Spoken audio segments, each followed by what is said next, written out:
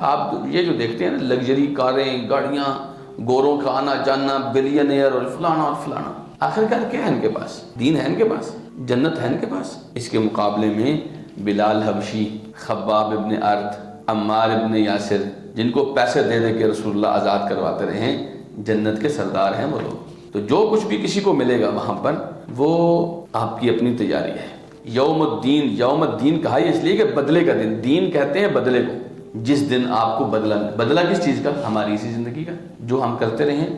قرآن میں آتا ہے نا هل یجزون الا ما كانوا يعملون، ان کو جو کچھ وہاں ملے گا نا وہ ان کے عمل کی وجہ سے ملے گا۔ تو جہنم میں جو گئے ہیں اور جہنم میں یہ جو کھا رہے ہیں پی رہے ہیں، یہ وہی لوگ نہیں ہیں جن کے بارے میں فرمایا تھا انہم كانوا قبل ذلك مترفین، یہ دنیا میں بڑی عیاشیاں کرتے تھے، کبھی خیال نہیں کیا حرام آ رہا ہے کہ حلال آ رہا ہے۔ اب یہ انہوں نے جو کچھ ہے یہ انہوں نے خود تیار کرایا ہے، وگرنہ دوسری طرف وہ لوگ بھی ہیں، آپ یقین جانیے۔ حدیث میں آتا ہے جب نبی علیہ السلام شہر ابی طالب میں تھے، نبی علیہ السلام کے ساتھ صحابہ بھی تھے، آپ کا خاندان بھی تھا۔ آپ تصور کریں، بعض روایات میں آتا ہے کہ آدمی کہیں پر بیٹھا ہے، نیچے اس کو کوئی نرم چیز پتہ چلی، اس نے نیچے دیکھا تو پرانا کوئی بکری کی کھال گری ہوئی تھی، اس نے وہی اٹھائی، صاف کی، دھوئی اور کھا گیا۔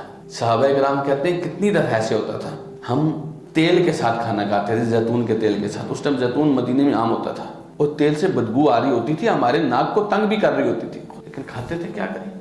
اب آپ کو نہیں لگتا کہ یہ جو صحابہ یا یہ لوگ، ان کا حق نہیں بنتا اللہ تعالیٰ جنات الفردوس میں ان کی مہمانی کرے؟